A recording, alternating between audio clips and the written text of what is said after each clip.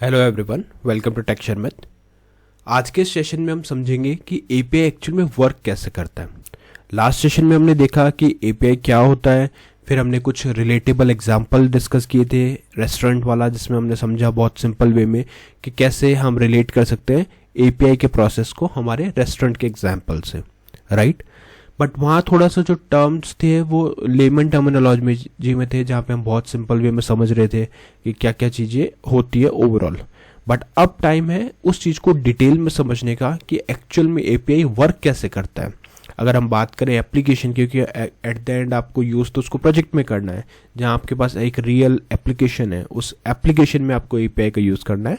तो relatable example just एक understanding के लिए मैंने शेयर किया था।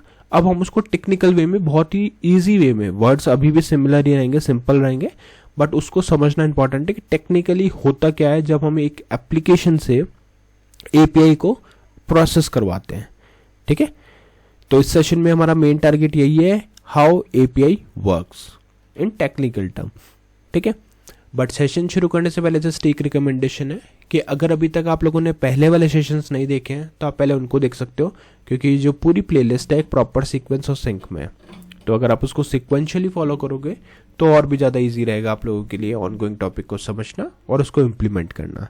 क्योंकि अभी के लिए हमारी मेन प्रायोरिटी यही है कि कैसे एपीआई वर्क करती है ये समझें, बट उससे पहले पता होना चाहिए एपीआई क्या है, क्यों हम इसको यूज़ करते हैं, और जो भी हमने अभी तक डिस्कस किया है प्रीवियस सेशंस में।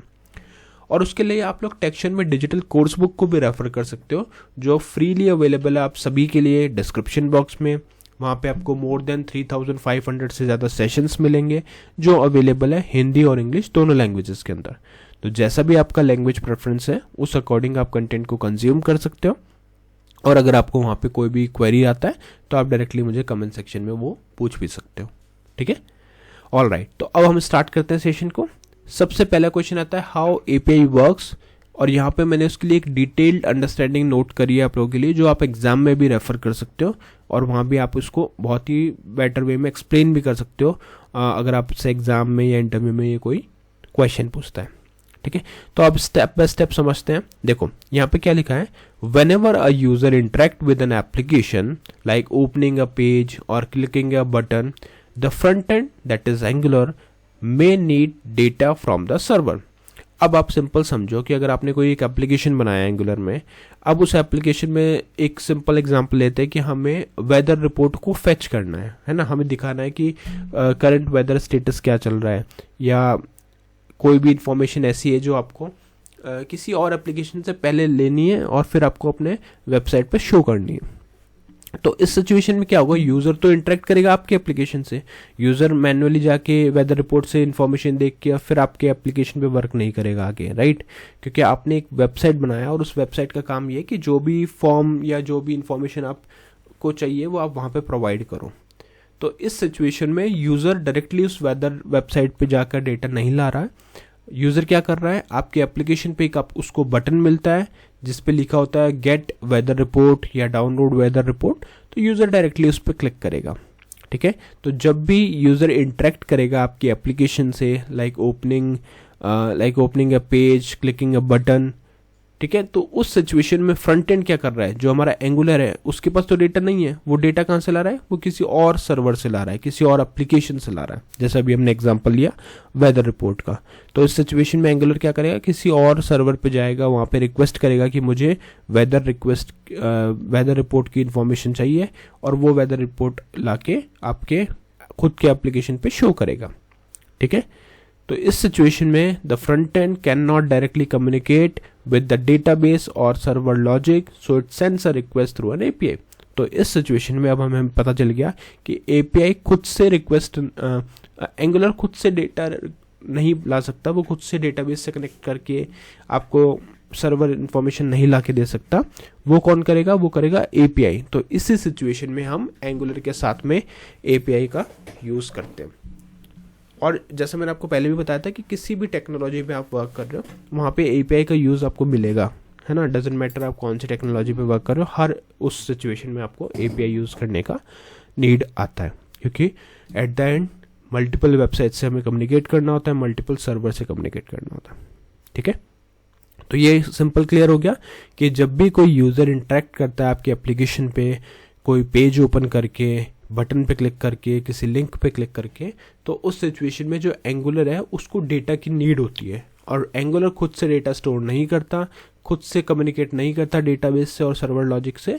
तो वो क्या करता है, वो यूज़ करता है एपीआई का, और एपीआई के थ्रू वो अपनी रिक्वेस्ट को सेंड करता है, फिर एपीआई उस सर्वर पे जाके वो डेटा लेके आता है और आपकी वेबसाइट पे शो करता है। ठीक है, तो ये हो गया हमारा कि कैसे एपीआई वर्क करती है। अब इसको स्टेप बाय स्टेप समझते हैं। ठीक है, तो पहला स्टेप हमारा क्या कहता है, user perform an action like open a product page. ठीक है, अब अपन प्रोडक्ट का एग्जांपल ले लेते हैं कि यूजर ने एक प्रोडक्ट पेज पे क्लिक किया, कोई एक्शन परफॉर्म किया, तो एंगुलर क्या करेगा, Angular application sends a request to the API. Angular क्या करेगा, एक रिक्वेस्ट सेंड करेगा एपीआई को, फिर API receives the request and forward it to backend server. API को जैसी वो रिक्वेस्ट मिलेगी, जो भी रिक्वेस्ट हमने की है, वो उस रिक्वेस्ट को फॉरवर्ड करता है किसको, बैकएंड सर्वर को। ठीक है, बैकएंड सर्वर पे जाने के बाद में क्या होगा वो देखते हैं। फिर क्या करेगा, server process the request, फेचेस the data from the database और परफॉर्म द लॉजिक।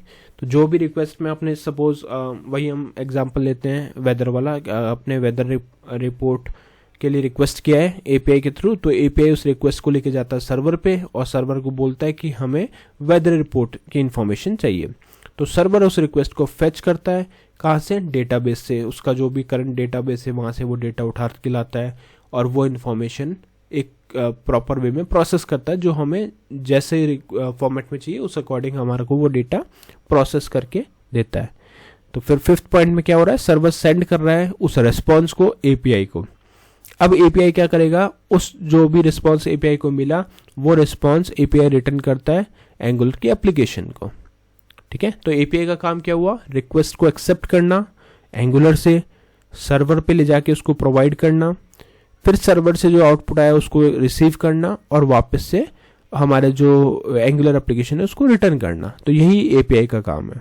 ठीक है, और एंगुलर अब क्या करेगा, जब उसको वो डेटा मिल गया, वेदर रिपोर्ट या प्रोडक्ट इन्फॉर्मेशन, वो अगर उसको मिल गई जो उसने रिक्वेस्ट की थी, तो वो सिंपली उसको अपने यूआई पे अपडेट कर देगा और जो यूज़र ने इंटरेक्ट किया था वो यूज़र को वो इन्फॉर्मेशन दिख जाएगी। ठीक है, अब एक्चुअल में इतने सारे स्टेप्स हो रहे हैं, बट ये सब फ्रैक्शंस ऑफ सेकंड में होते हैं। ठीक है, ऐसा नहीं है कि वो यूज़र को उसके लिए बैठना पड़ेगा। जो भी आप वेबसाइट यूज़ करते हो, जैसे फ्लिपकार्ट या यूट्यूब या कोई भी वेबसाइट आप यूज़ करते हो, तो वहाँ पे बहुत सारे एपीआईज वर्क करते हैं और ये सारा प्रोसेस क्या है, विद इन अ सेकेंड्स वहाँ पे परफॉर्म हो जाता है। ऐसा नहीं है कि आपको वहाँ पे वेट करना पड़ता है, आप एक क्लिक करते हो, सिंगल क्लिक के ऊपर ये सारा बैकएंड में सब प्रोसेस होता है और आपको डायरेक्टली डेटा भी दिख जाता है। ठीक है, अब कुछ इंपॉर्टेंट पॉइंट है एपीआई से रिलेटेड, वो भी हम समझ लेते हैं। यहाँ पे पहला इंपॉर्टेंट पॉइंट हमारा ये कहता है कि API act as a middle layer between the front end and the back end. ठीक है, तो ये क्या करता है, फ्रंट एंड और बैक एंड के बीच में एक मिडल लेयर की तरह वर्क करता है। ये इंश्योर करता है सिक्योरिटी को और स्ट्रक्चर को, क्योंकि अगर सिक्योर नहीं होगा तो कोई भी सिस्टम कम्युनिकेट नहीं करने देगा, राइट, कम्युनिकेशन एस्टेब्लिश नहीं करने देगा अगर वो सिक्योर नहीं, अगर थ्रू आउट द प्रोसेस कहीं भी अगर इन्फॉर्मेशन लीक होती तो वो वीक प्रोसेस माना जाएगा। ठीक है, इसलिए वो क्या करता है, सिक्योरिटी और स्ट्रक्चर को फॉलो करता है। Front end never access the database.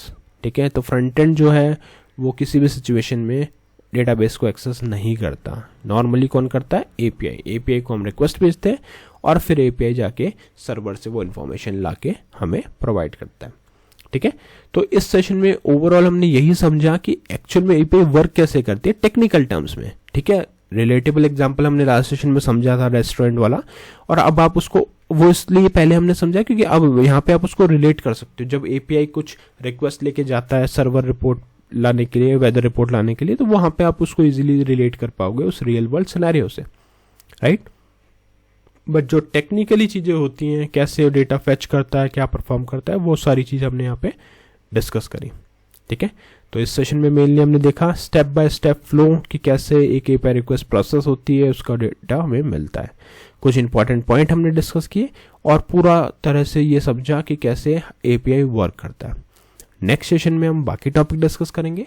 मेनवाइल आप लोग इसकी प्रैक्टिस कर सकते हो और समझ सकते हो। कोई भी क्वेश्चन है तो वो क्वेश्चन भी मुझसे पूछ सकते हो कमेंट्स के थ्रू। और आने वाले सेशन में हम इसके प्रैक्टिकल एग्जांपल्स पे स्टार्ट करने वाले हैं।